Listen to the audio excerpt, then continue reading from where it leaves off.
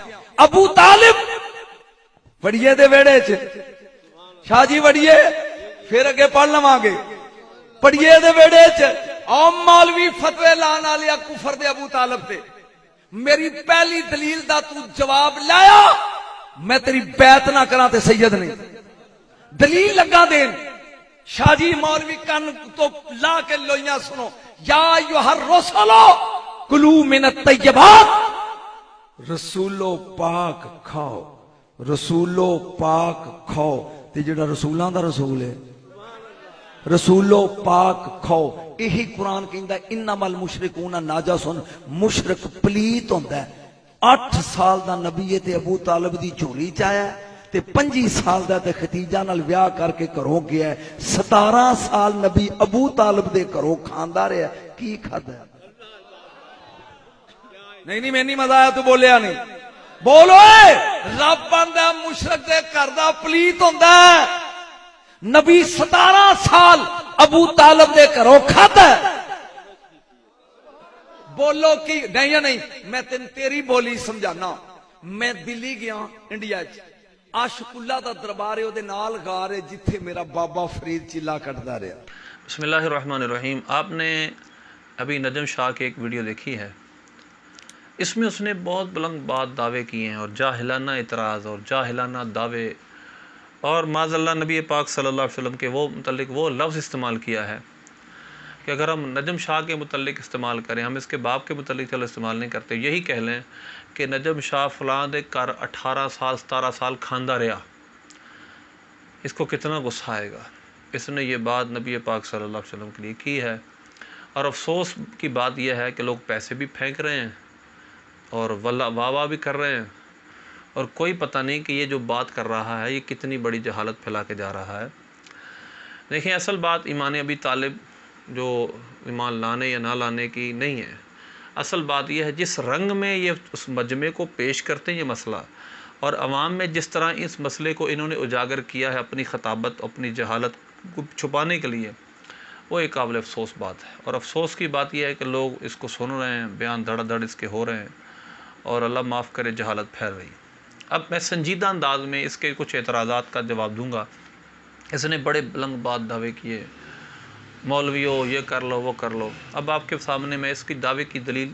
کیا ہے اس کو پہلے رد کروں گا ایمان ابی طالب کے حوالے سے اس نے جو کہا ہے مولویوں فتوے کفر تے لاؤن والے ہو اب میں آپ کو بتاؤں گا کہ مولویوں میں کون کون شامل ہے کتنی پاکان امت اس کے اس فتوے کی زد میں آتے ہیں اس جہالت کی زد میں آ رہے ہیں اور لوگ واہ واہ کر رہے ہیں پہلی بات کافر کے گھر کا کھانا اس نے آیت پڑھی یا ایھا الرسول کلوا من طیبات اے رسولو پاک کھاؤ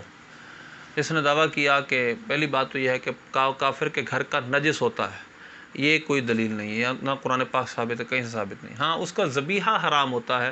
وہ بھی ہر کافر کا نہیں اب میں آپ کو سب سے سر دست میں آپ کو دلیل دوں گا وَطَعَامُ الَّذِينَ أُوتُوا الْكِتَابَ حِلٌّ لَكُمْ وَطَعَامُكُمْ حِلٌّ لَهُمْ قرآن فرما رہا ہے اور یہ سورہ مائدہ کی آیت نمبر 5 ہے اللہ فرماتا ہے الْيَوْمُ أُحِلَّ لَكُمُ الطَّيِّبَاتُ آج میں نے تمہارے لیے پاکیزہ چیزیں حلال کر دی تو کتابیوں کا کھانا تمہارے لیے حلال ہے اور تمہارا کھانا ان کے لیے حلال ہے کتابی کافر ہے عیسائی یہودی اگر کافر کا کھانا حرام ہے تو اللہ یہاں تو فرما رہا ہے ان کے گھر کا تمہارے لیے حلال اچھا پھر آپ دیکھیں کتنی قرآن پاک کی آیتیں جن کے اندر ہے کلوا مما ذکر اسم اللہ علیہ اس کا سیاق و سباق پڑھیں ما جعل اللہ من بحیرۃ ولا صائبۃ ولا وسیلہ کفار بتوں کے نام پر کچھ جانور چھوڑا کرتے تھے اللہ نے تو ان کو بھی حرام نہیں کیا تو لہذا یہ بہت بڑی جہالت ہے ان کے گھر کا کھانا کون سا حرام ہے ان کے گھر کا ذبیحہ مشرک کا ذبیحہ حرام ہے باقی اس کے گھر کے کھانے میں آپ کسی بھی مفتی سے فتویٰ لے لیں کوئی حرج نہیں ہے جبکہ اس کے اندر گوشت نہ ہو اب میں آپ کو کچھ اور ٹھوس مثالیں اس کی دیتا ہوں قرآن پاک میں سورہ مائدہ سورہ قصص میں حضرت موسیٰ علیہ السلام کی کفالت کا ذکر ہے یہ کتنا بڑا جاہل ہے آپ دیکھیں اس کو یہ نہیں پتا کہ قرآن پاک میں حضرت موسیٰ علیہ السلام کی پوری کفالت کا پوری ذکر ہے پوری آپ کی جو گھر 30 سال آپ فرعون کے گھر میں رہے تفسیر و ثابت ہے لیکن قرآن پاک سے جو ثابت ہے وہ یہ ہے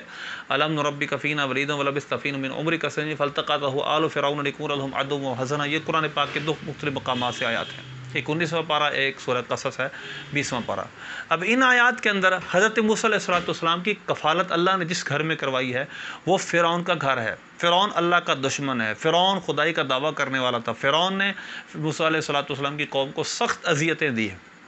اب دیکھیں کتنا بڑا جاہل ہے کہ اگر نبی کرام یا رسول حضرت موسیٰ علیہ السلام رسول ہیں تو کیا موسیٰ علیہ السلام جو گھر کے اندر 30 سال تک، اب کوئی کہہ سکتا ہے کہ وہ تو دودھ پینے کے لیے اپنی ماں کے پاس واپس چلے گئے، تو وہ تو دودھ کا زمانہ تھا، اس کے بعد ولید کا زمانہ، یعنی آپ نے جب دودھ چھوڑا اور اس کے بعد سے 30 سال آپ کس طرح رہے، میں آپ کو تفسیر جلالین سے سناتا ہوں۔ حضرت امام سیوطی رحمۃ اللہ علیہ فرماتے ہیں کہ یہ جو تھا فرعون، اس کے گھر میں حضرت موسیٰ علیہ السلام رہتے تھے۔ وَلَبِثْتَ فِينَا مِنْ عُمْرِكَ سِنِينَ، اس نے کہا تھا کہ أَلَمْ نُرَبِّكَ فِينَا وَلِيدًا، کہ میں نے تمہاری پرورش نہیں کی، اور ولادت سے پھر لے کر پھر آگے 20 سال تک۔ اور اس نے کہا کہ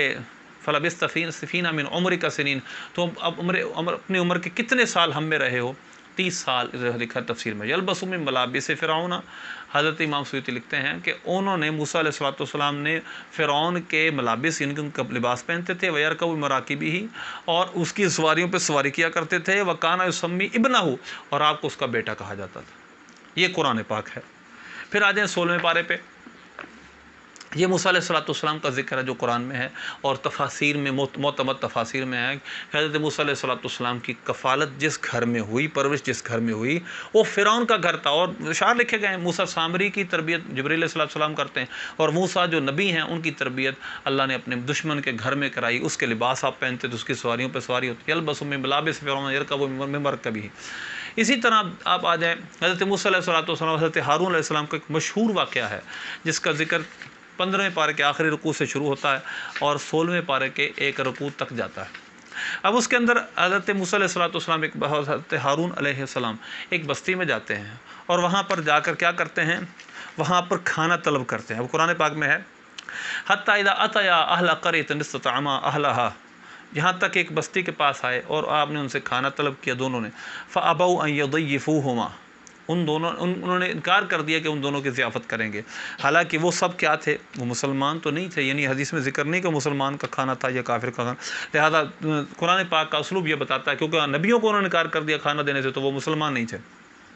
تو لہذا قرآن پاک سے یہ بات صراحتاً واضح طور پہ ثابت ہوئی کہ کافر کے گھر کا کھانا مطلقاً حرام نہیں ہے، کچھ چیزیں ہیں اس کا کھانے کی مختلف چیزوں میں۔ اور پھر اس نے بات کی ہے، اب وہ دور تھا جس دور میں اعلان نبوت ہی نہیں ہوا تھا، تو لہذا یہ دعویٰ تو سرے سے جہالت پر مبنی ہے، اور جس طرح وہ خود کہتا ہے بزوم خواہش، وہ سمجھتا ہے کہ کسی مولوی کے پاس اس کا جواب نہیں ہے، تو میں سر دست قرآن پاک کی آیتیں طعامکم حل لکم وطعامہ، کہ تمہارا کھانا کتابیوں پہ حلال ہے، کتابیوں کا کھانا جو کافر ہیں عیسائی یہودی ان کا کھانا تمہارے لیے حلال ہے۔ اب اگلی بات کہ یہ اس نے جو دوسری بات کی ہے، اس نے کہا کہ مولویوں فتوے لانے والے ہو۔ اب میں آپ کو بتاؤں گا کس کس نے اس پر فتویٰ دیا ہے، کون کون سے بزرگ ہیں جو کہ ایمان ابی طالب کے قائل نہیں تھے، اور ہم نے ایک بیچ آپ بتاؤں گا کہ یہ مسئلہ لوگوں میں پھیلا کر کس طرح لوگوں میں نارکی پھیلائی جا رہی ہے، اور کس طرح اپنے باطل مقاصد کو حاصل کیا جا رہا ہے، مال و دولت کا حصول لوگوں میں اپنی واہ بلے بلے، لیکن اس کے پس پشت کیا کچھ کا ہو رہا۔ سورہ قصص کی آیت انک لا تہدی من احببت، اسی طرح ما کان استغفار ابراہیم من ابیہ الا موعدۃ وعدہا ایاہ ما کان للنبی والذین آمنوا ان یستغفروا للمشرکین ولو کانوا اولی قربی من بعد ما تبین لهم انہم اصحاب الجحیم، نبی کے لیے اور ایمان والوں کے لیے جائز نہیں کہ اگر ان کے قریبی رشتہ دار مشرک ہیں، اگر وہ فوت ہو جائیں ان کے لیے استغفار نہیں کر سکتے۔ مفسرین کی تعداد ہے، ان میں سنی بھی ہیں، ان میں شیعہ بھی ہیں، جو ان آیات کی تفسیر میں یہ کہتے ہیں نزلت یہ نازل ہوئی ہے فی حرصی علیہ السلام علی ایمان امی ابی طالب، کہ انک لا تہدی من احببت، آپ جس کو چاہتے ہیں اس کو ہدایت نہیں دے سکتے۔ یہ آیت نازل ہوئی ہے ابو طالب کے بارے میں کہ نبی پاک صلی اللہ علیہ وسلم حریص تھے کہ آپ وہ ایمان لے آئیں، لیکن وہ ایمان نہیں لائے۔ اب دیکھیں یہ جلالین میں بھی لکھا ہے، امام سیوطی لکھتے ہیں، اس کے حاشیے میں لکھا ہے اس پر اجماع ہے کہ اس پر اجماع المسلمون علی انہا نزلت فی ابی طالب، تفسیر کبیر کا حوالہ ہے، اور بیضاوی میں ہے والجمہور انہا نزلت فی ابی طالب، ٹھیک ہے جی، یہ تفسیر جلالین۔ اب تفسیر کبیر کا حوالہ تھا، تفسیر کبیر یہ ہے، تفسیر کبیر میں امام رازی نے اسی سورہ قصص کی آیت نمبر 56 میں لکھا ہے، فرمایا اجمع المسلمون قال زجاج نے کہا اجمع المسلمون علی انہا نزلت فی ابی طالب، اس پر مسلمانوں کا اجماع ہے کہ یہ آیت ابو طالب کے متعلق نازل ہوئی. اور وذالک ان ابا طالب قال عند موت یا معاشر بنی عبد مناف اطیعوا محمد وصدقوه تفلحوا وترشدوا، یہ سب باتیں تھیں، لیکن خود اس کلمے سے انکار کیا. نبی پاک صلی اللہ علیہ وسلم کی چاہت تھی کہ وہ ایمان لائے. اللہ نے فرمایا انک لا تہدی من احببت، جس کو آپ چاہتے ہیں اس کو آپ ایمان نہیں لا سکتے، اس کو آپ ہدایت نہیں دے سکتے. یہ تفسیر رازی ہے، یعنی امام رازی رحمۃ اللہ علیہ جو دو تفسیریں ہو گئی. اب اس کے بعد یہ ہے تیسری تفسیر، تفسیر ابن عباس. اس کا یہ فتویٰ، نجم شاہ کا یہ فتویٰ کس پہ لگتا ہے، کس پہ مولوی کس کو وہ کہے گا مولوی؟ یہ تو ابن عباس رضی اللہ عنہما، یہ تو صحابی رسول ہیں.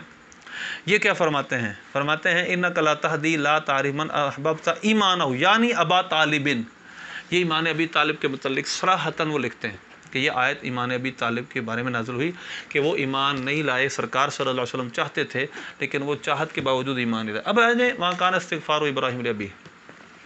اس کے بارے میں یہ تفسیر مدارک ہے. اس میں صراحتاً لکھا ہے کہ نبی پاک صلی اللہ علیہ وسلم حرص تھی آپ کی، یعنی آپ صلی اللہ علیہ وسلم چاہتے تھے. حرص اس کا مطلب ہے چاہت. تو لہذا جیسا حریص علیکم بالمؤمنین رؤوف قرآن پاک میں استعمال ہوا ہے. تو لہذا آپ صلی اللہ علیہ وسلم چاہتے تھے آپ کی، یہ چاہت تھی کہ ابو طالب ایمان لائیں. تو کہتے ہیں ہم علیہ الصلوۃ والسلام یستغفر ابی طالب،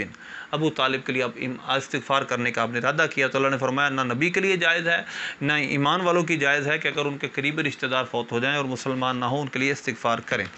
یہ تفسیر نصفی ہے. یہ ہے تفسیر روح البیان. تفسیر روح البیان میں اس جگہ واضح طور پر یہ لکھا ہے کہ ابی طالب کے متعلق نبی پاک صلی اللہ علیہ وسلم استغفار کرتے رہے. جب وہ فوت ہو گئے اور انہوں نے کلمہ نہیں پڑھا تو نبی پاک صلی اللہ علیہ وسلم کو اللہ نے پھر اس سے منع کر دیا. یہ ہے تفسیر ابن کثیر. یہ 3 آیتیں ہیں وَهُمْ يَنْأَوْنَ وَيَنْأَوْنَ عَنْهُ، یہ اور 3 آیتیں ہیں جن کی تفسیر میں تقریباً متفق علیہ اس میں. لیکن اِنَّكَ لَا تَهْدِي مَنْ أَحْبَبْتَ میں تو سارے مفسر کہتے ہیں کہ یہ آیت ابو طالب کے متعلق نازل ہوئی. یہ تفسیر ابن کثیر ہے جس میں یہ باتیں لکھی ہوئی ہیں. پھر اب آ جائیں شیعہ تفاسیر پہ.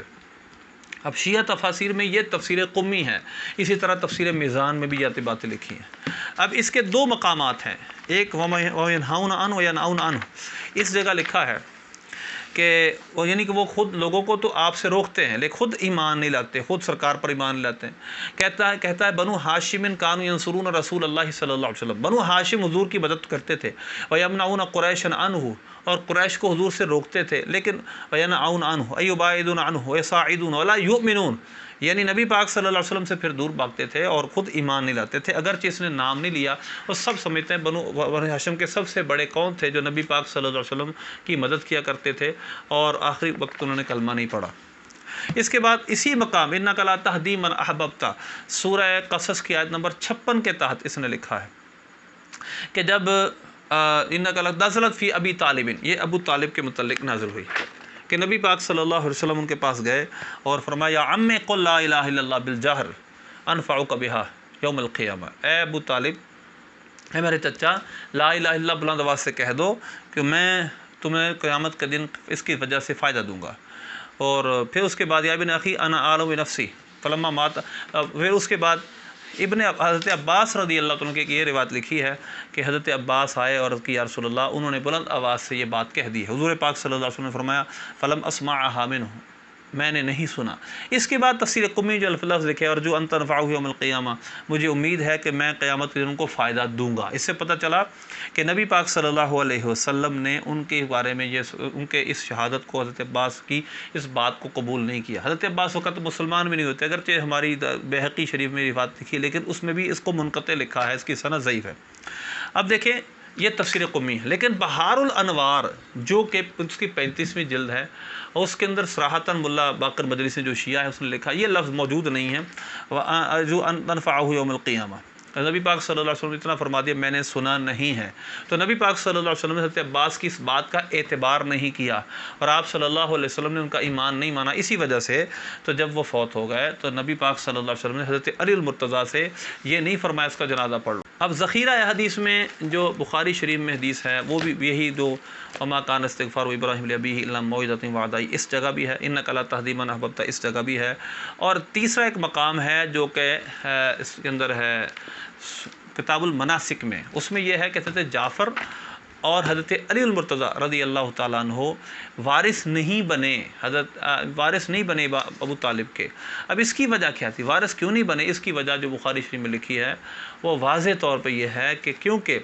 حضرت عقیل جو تھے اس وقت تک مسلمان نہیں تھے، حضرت علی المرتضیٰ حضرت جعفر جو تھے اس وقت تک مسلمان ہو گئے تھے، تو لہذا اس وقت تک ایمان کلمہ پڑھ چکے تھے، لہذا اب اصول واضح ہے کہ کفار کی جو وراثت ہے وہ مسلمان کے رشتہ داروں کو نہیں ملتی، کافر کا وارث مسلمان نہیں ہوتا، تو حضرت علی المرتضیٰ رضی اللہ تعالیٰ عنہ کو یہ وراثت نہیں ملی، اور یہ کتاب المناسک میں باب دور مکہ میں امام بخاری رحمۃ اللہ نے حدیث لکھی ہے۔ اسی طرح یہ حدیث مسلم شریف میں بھی موجود ہے اور باب تقریباً یہی ہے، اور حضرت امام بخاری رحمۃ اللہ نے اس حدیث کو درج کیا ہے۔ اس کے بعد آگے چلیں تو ایمان ابی طالب پر انک لا تہدی من احببت، بخاری شریف میں یہ تیسری جگہ بھی حدیث موجود ہے۔ اسی طرح یہ صحیح جامع ترمذی ہے، جامع ترمذی میں بھی یہ روایت موجود ہے کہ انہوں نے یعنی کہ نبی پاک صلی اللہ علیہ وسلم کے قریبی رشتہ دار جو تھے ان کا جب وہ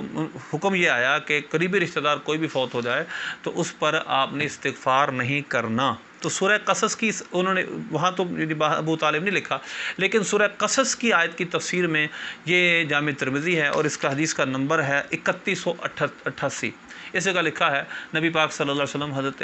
ابو طالب کے پاس گئے اور کہا قل لا الہ الا اللہ اشہد لک بہا یوم القیامہ، تو انہوں نے کہا کہ اگر مجھے قوم کی آر ڈرانے کا ڈر نہ ہوتا تو میں یہ کر لیتا، تو لہذا اس کے بعد قرآن پاک کی آیت نازل ہوئی انک لا تہدی من احببت۔ تو یہ اب دیکھیں کہ کس مولوی پر فتویٰ لگائے گا نجم شاہ، کس مولوی پہ۔ اب یہ مسلم شریف ہے،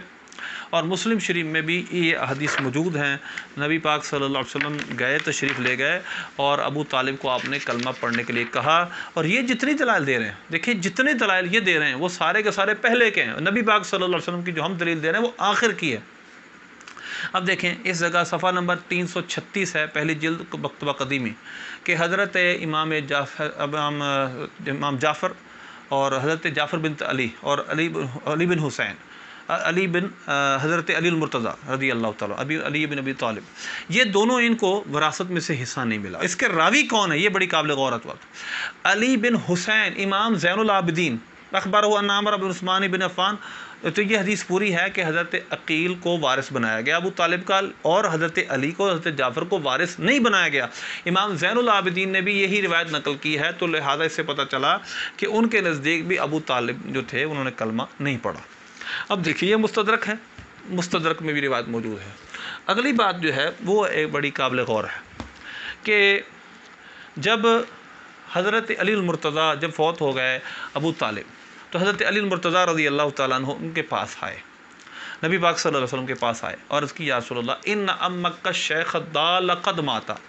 آپ کا بوڑھا چچا گمراہ چچا فوت ہو گیا۔ یہ حدیث پاک نہ صرف ہماری کتابوں میں ہے بلکہ شیعہ کتب میں بھی موجود ہے۔ اب ہماری کس کتاب میں ہے میں آپ کو یہ بتا دیتا ہوں، یہ ہے جامع سنن نسائی، سنن نسائی کے اندر باب ہے غسل من موارات المشرک، مشرک کے جب فوت ہو جائے تو مر جائے تو اس کے بارے میں یہ باب ہے اور اس کو چھپا دینا چاہیے، اور یہ ابو داؤد شریف میں ہے، ابو داؤد شریف میں یہ روایت بالکل موجود ہے۔ اور اسی طرح اس کے بعد ابو داؤد شریف کے علاوہ یہ ابو داؤد شریف کے دو مقامات ہیں، ایک ابو داؤد شریف کا مقام یہ ہے کہ جس میں حضرت علی المرتضیٰ رضی اللہ تعالیٰ حضور کے پاس آتے ہیں، عرض کرتے ہیں یا رسول اللہ ان امک الشیخ الضال قد ماتا قال صلی اللہ علیہ وسلم اذهب فواری اباکا، فرمایا جاؤ اور ان کو چھپا دو، یعنی ان کو دفن کر دو۔ پھر اس کے بعد نبی پاک صلی اللہ علیہ وسلم کی بارگاہ میں کہتے میں آیا تو حضور نے مجھے حکم دیا کہ میں غسل کروں۔ یہ حدیث نہ صرف ابو داؤد میں ہے، نسائی میں ہے، یہ حدیث پاک مصنف ابن ابی شیبہ میں بھی ہے، اور یہ مقامات سارے جس کی آپ نشانیاں دیکھ رہے ہیں یہ سارے مقامات ہیں مسند امام احمد کے ان تمام مقامات میں یہ حدیث موجود ہے کہ حضرت علی المرتضیٰ رضی اللہ تعالیٰ عنہ کو حضور پاک صلی اللہ علیہ وسلم نے فرمایا جب یہ آپ پاس عرض کی یا رسول اللہ آپ کا بوڑھا چاچا گمراہ چاچا فوت ہو گیا، تو لہذا حضرت علی المرتضیٰ رضی اللہ تعالیٰ کی مسند میں یہ حدیث 900 کچھ نمبر ہے، پھر آگے چلے جائیں تو بہت جگہ یہ حدیث موجود ہے، 808 نمبر حدیث بھی ہے، اسی طرح بہت جگہ یہ روایت موجود ہے، یہ نشانی میں آپ کے سامنے دکھا رہا ہوں، یہ مسند امام احمد بن حنبل ہے۔ اسی طرح یہی حدیث مصنف ابن ابی شیبہ میں امام بخاری رحمۃ اللہ علیہ کے استاد مصنف ابن ابی شیبہ ابو بکر ابن ابی شیبہ نے بھی لکھی ہے، اور اس کی تیسری جلد صفحہ نمبر 155 ہے، اور اس کی میں صراحتاً ہے فقلت یا رسول اللہ صلی اللہ علیہ وسلم ان نامک شیخ قد مات فقال انطلق فواری ثم لا تحدثن شیئا حتى تأتنی، پھر اس کے بعد کہتے میں آیا تو حضور پاک صلی اللہ علیہ وسلم نے مجھے غسل کا حکم دیا۔ تو یہ ہیں سنی کتب جن سے یہ بات روایت ثابت ہے۔ بہار الانوار کے اندر بھی یہ روایت موجود ہے، اس کا نمبر میں آپ کے سامنے پیش کرتا ہوں، اس کی 35ویں جلد ہے، اور شروع کے اب جو ابواب ہیں ان میں یہ روایت موجود ہے، اور ان میں صراحتاً یہ حدیث روایت موجود ہے آپ کے سامنے، میں اس کو پڑھتا ہوں۔ اور جتنی روایتیں ہماری مسلم شریف میں موجود ہیں اور سیاستہ موجود ہے، تقریباً وہ روایتیں بہار الانوار کی 35ویں جلد میں موجود ہیں۔ اب وہ روایت میں آپ کے سامنے پڑھ کے سناتا ہوں۔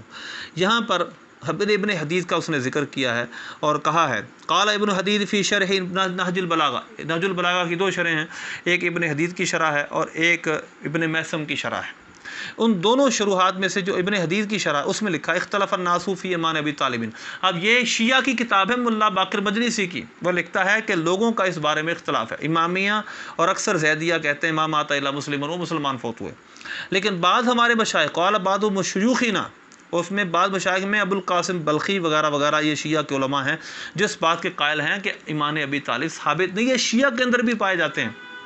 اور پھر انہوں نے دلائل کیا دیے ہیں؟ یہی دلائل ہیں کہ حضرت علی المرتضیٰ رضی اللہ تعالیٰ عنہ آئے، عرض کی یا رسول اللہ ان نامک شیخ قد مات انک لا تہدی من احببت، یہ سب روایتیں جو میں نے آپ کے سامنے پیش کی ان میں سے اکثر روایتیں انہوں نے اس کو ذکر کیا ہے ملا باقر مجلسی نے، جو خود ایک شیعہ عالم ہے۔ اسی طرح کمال الدین، یہ کتاب کا نام ہے شیخ صدوق کی، اس میں بھی یہ مضمون ملتا ہے کہ وہ ایک قول ان کا ملتا ہے، تو لہذا اس سے پتہ چلا کہ یہ یونانیمس مسئلہ نہیں ہے، یعنی اس طرح مسئلہ نہیں ہے کہ سب شیعہ بھی اس کو جو ہی مانتے ہیں، یہاں تک کہ اصول کافی میں بہار الانوار میں یہ روایتیں موجود ہیں کہ ابو طالب کا معاملہ اصحاب کہف کی طرح ہے، اثر الایمان و ظہر الشرک، جنہوں نے ایمان چھپایا ہے اور شرک کو ظاہر کیا۔ اب یہ ہم نہیں کہہ رہے، یہ شیعہ کی کتب میں لکھا ہے، اور کچھ الفاظ بڑھائے بھی ہیں اور اپنی طرف سے بڑھائے ہیں، تو لہذا سے پتہ چلا یہ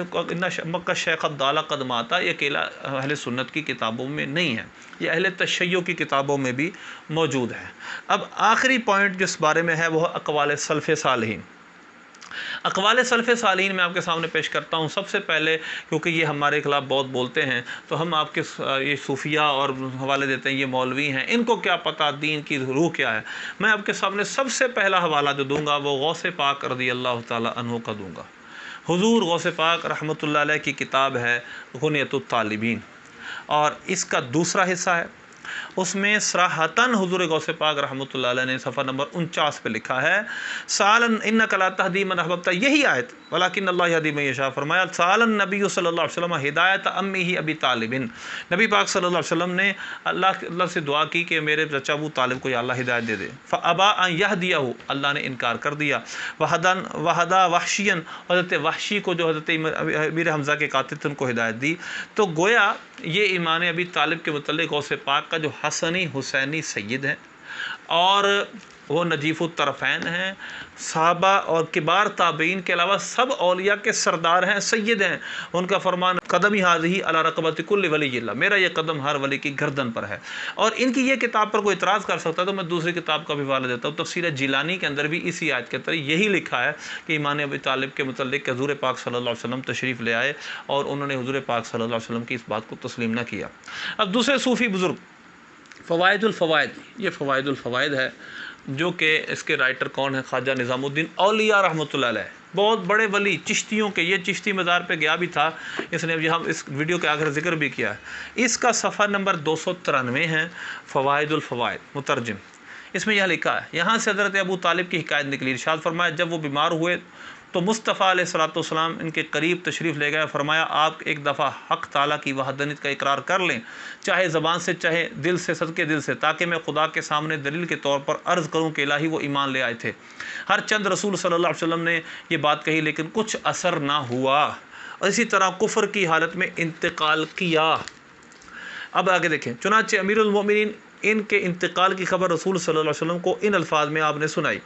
امک دالا قد ماتا، یعنی آپ کے گمراہ چچا نے وفات پائی۔ اس کے بعد رسول صلی اللہ علیہ وسلم نے فرمایا انہیں غسل دیں اور کفن میں لپٹیں اور بے لحد کی قبر کھودیں اور ان کو اوپر سے قبر میں ڈال دیں، یعنی رواجی تدفین نہ ہو، یعنی جنازہ وغیرہ کوئی شے نہ ہو۔ یہ خواجہ نظام الدین اولیاء رحمۃ اللہ علیہ کے ملفوظہ شریف ہے، فوائد الفوائد، چشتی بزرگ جن کے یہ ملنگ پھرتے ہیں، یہ ملنگ بنتے ہیں، ان کے یہ نام بھی لے رہا تھا ان کا۔ اس کے بعد اگلی جو بات ہے وہ ہے داتا حضور رحمۃ اللہ علیہ کی کشف المحجوب۔ یہ کشف المحجوب ہے، اس کشف المحجوب یہ فارسی میں ہے، اس کے اردو ترجمے میں یہ باتیں موجود ہیں کہ آپ رضی اللہ تعالیٰ نے فرمایا کہ ابو طالب سے بڑھ کر کوئی عقل مند نہیں،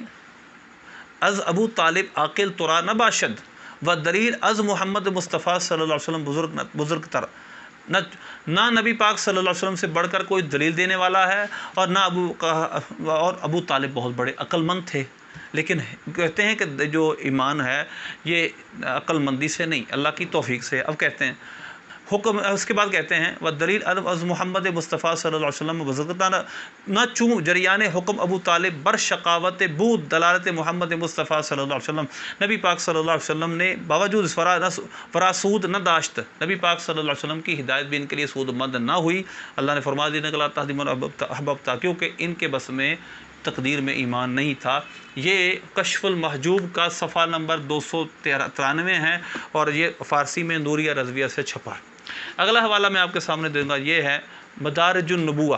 شیخ عبدالحق محدث دہلوی رحمۃ اللہ علیہ۔ مدارج النبوہ کی جلد 2 ہے، صفحہ نمبر 490 ہے، ایک ہی جلد میں 2 جلدیں اکٹھی کی گئی ہیں۔ اس کے اندر واضح طور پر لکھا ہے کہ از امام پیغمبر صلی اللہ علیہ وسلم غیر حمزہ و عباس مسلمان نہ شدہ اند، کہ حضرت حمزہ اور حضرت عباس کے سوا نبی پاک صلی اللہ علیہ وسلم کے جو امام تھے، جو آپ کے ام تھے یعنی آپ کے چچا تھے، وہ مسلمان نہ ہوئے۔ ابو طالب ابو لہب زمانہ اسلام را دریافتہ، ابو طالب اور ابو لہب نے اسلام کا زمانہ پایا، وہ توفیق اسلام نہ یافتہ، اور توفیق اسلام ان کو نہیں ملی۔ جمہور علماء بری اند، اور جمہور علماء اس پہ تھے، تو لہذا اب اس سے پتہ چلا، اور اس کے بعد پھر اور بھی کچھ باتیں انہوں نے کی، اطلاع جوابی کی۔ تو شاہ عبدالحق محدث دہلوی رحمۃ اللہ ایک کتاب ان کی اور سفر سعادت میں بھی آپ کے اقوال ملتے ہیں۔ اس کے بعد اگلا قول ہے یہ امام سیوطی رحمۃ اللہ علیہ کی الحاوی للفتاویٰ کا حسن المقصد فی امر المولد ہے۔ اس کے اندر بھی، اور اس کے اندر آپ نے یہ بحث کی ہے مسالک الحنفاء فی والد مصطفیٰ، اس میں بھی آپ نے لکھا ہے، آپ نے فرمایا کہ نحن نرجو ان يدخل عبد المطلب و آل بیتہ فی جملۃ من يدخلها تعین، ہماری امید یہ ہے کہ عبد المطلب اور ان کی ساری آل جنت میں جائے گی، لیکن الا ابا طالب، کیوں مگر ابو طالب کے علاوہ، فإنه ادرک البعثۃ، انہوں نے بعثت نبی پاک صلی اللہ علیہ وسلم کی زمانہ اعلان و نبوت کو پایا، ولم یؤمن، اور انہوں نے ایمان نہیں لایا۔ تو لہذا صاحب انہوں نے پھر حدیث بھی لکھی ہے، میں حدیث میں نے قصداً کئی مسلم میں لکھی، لیکن میں نے بہت ساری حدیثیں بیان نہیں کی۔ اس کے بعد جو اگلا حوالہ میں آپ کے سامنے دوں گا یہ ہے علامہ ابن حجر عسقلانی رحمۃ اللہ علیہ، اور ان کی یہ صحابہ ہے، اس کا صفحہ نمبر 2279 ہے، اور ابو طالب کے حالات میں انہوں نے طویل بحث کی ہے، اس طویل بحث کا خلاصہ بھی میں پہلے عرض کر چکا ہوں۔ تو لہذا دلائل سے جو بات، اب یہ سب بزرگ ہیں، یہ سب بزرگ ہیں، انہوں نے سب حضرت عباس کے جس کا بھی جواب دیا، سارے جواب دیے ہیں۔ تو اب مولوی فتویٰ لگائیں گے، یہ سب کیا تھے؟ یہ مولوی تھے کہ نہیں تھے؟ آپ اس کو مولوی مانتے ہیں کہ یہ فوائد الفوائد ہے، یہ غنیۃ الطالبین کو سے پاک ہیں، ان کی تفسیر جیلانی بھی ہے، یہ امام سیوطی ہیں، اور یہ صاحب یہ مدارج النبوہ ہے یعنی شاہ عبدالحق محدث دہلوی ہیں، اور یہ کشف المحجوب یعنی یہ داتا صاحب رحمۃ اللہ علیہ ہیں۔ اس کے بعد آ جائیں فتاوی رضویہ۔ اب اس کے پہلے میں ایک اور حوالہ آپ کو دینا چاہتا ہوں، بحار الانوار کی جلد نمبر 35، حدیث پاک یہی لکھی ہے، جب ابو طالب کے پاس وفات کا وقت آیا، فقال له نبی اللہ صلی اللہ علیہ وسلم یا امی قل کلمۃ واحدۃ اشفع لک بها یوم القیامہ، لا الہ الا اللہ۔ وہ ساری حدیث بیان کی، اور اس کے بعد جب وہ آگے نبی پاک صلی اللہ علیہ وسلم وہاں سے آ گئے تو حضرت عباس آپ کے پاس آئے اور عرض کی میں نے سنا ہے کہ انہوں نے لا الہ الا اللہ پڑھ لیا۔ حضور نے جواب کیا فرمایا؟ لم اسمعہ، میں نے نہیں سنا۔ اگر نبی پاک صلی اللہ علیہ وسلم ان کی اس بات کا اعتبار کر لیتے اور آپ فرماتے کہ ٹھیک ہے ان کا کلمہ، تو آپ اسی طرح جس طرح مسلمان کی تدفین ہوتی ہے حضرت علی المرتضیٰ کو ویسے فرماتے۔ حضرت علی المرتضیٰ نے آ کر فرمایا ان امک شیخت ضالہ، حضور فرماتے تھے وہ گمراہ نہیں ہیں، آپ نے فرمایا نہیں۔ اس سے پتہ چلا یہ کیا یہ سب مولوی تھے نجم شاہ، اس کو پہلی بات اس کو پڑھنا نہیں آئے گا یہ چیزیں، تو لہٰذا یہ جاہلانہ خطیب ہوتے ہیں، ہماری عوام میں آتے ہیں اور عوام میں آ کر ان کو طرح طرح کے اضطراب میں ڈال کر اور اپنی خطابت کو چمکاتے ہیں۔ یہ ہے فتاوی رضویہ کی 29ویں جلد۔ فیصلہ کن بات اعلیٰ حضرت رحمۃ اللہ علیہ سے میں عرض کرتا ہوں، ہم افراط و تفرید کا شکار ہیں۔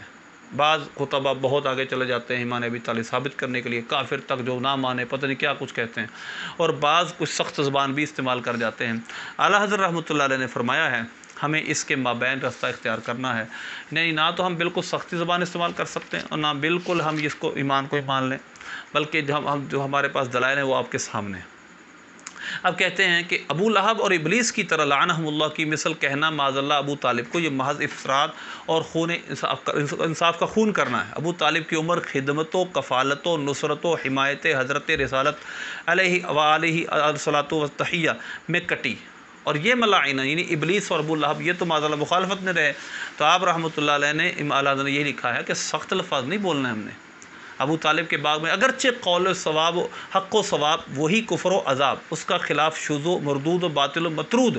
پھر بھی اس حد کا نہیں کہ معاذ اللہ خلاف پر تکفیر کا احتمال اور ان اعداء اللہ کافر و ابدی جہنمی ہونا تو ضروریات دین سے ہے۔ تو لہذا یعنی اعلیٰ حضرت رحمۃ اللہ علیہ کے نزدیک ان ابو طالب کے متعلق سخت الفاظ ہم نہیں استعمال کر سکتے۔ یہی بات صاحب روح المانی نے روح المانی کے اندر لکھی ہے۔ تو لہذا یہ افراط و تفریح سے ہمیں نکلنا پڑے گا، ان جاہلوں خطیبوں کو یہ سمجھانا پڑے گا کہ آپ بیان کرنے کے حل نہیں، آپ گھر جاؤ اور ہمیں علماء کو سننا پڑے گا۔ اور یہ بات یاد رہے یہ مسائل وہ نہیں ہیں کہ جن کو عوام کے اندر ڈسکس کیا جائے، عوام میں بیان کیا جائے، یہ علمی مباحث ہیں، علمی طور پہ ہی بیان کرنی چاہیے۔ جس طرح یہ لوگ مجموعوں میں آ کر دھڑتے ہیں ایک دوسرے کو، ان کو یہ نہیں پتہ شیعہ کتابوں میں بھی مختلف ہی ہے، شیعہ کے بعض علماء بھی یہ باتیں لکھتے ہیں، اہل سنت کے لکھتے ہیں، ہمارے صوفیہ نے لکھا ہے۔ میں نے غوث پاک رحمۃ اللہ علیہ کا حوالہ دیا، ان سے بڑھ کر صوفی یہاں کون ہوگا؟ وہ تو سید الاولیاء ہیں، وہ نجیب الطرفین سید ہیں، ان سے بڑا سید کو کون ہوگا؟ تو لہٰذا اس وجہ سے اللہ ہمیں ان فتنوں سے، نجم شاہ کے فتنے سے محفوظ فرمائے، آمین بجاہ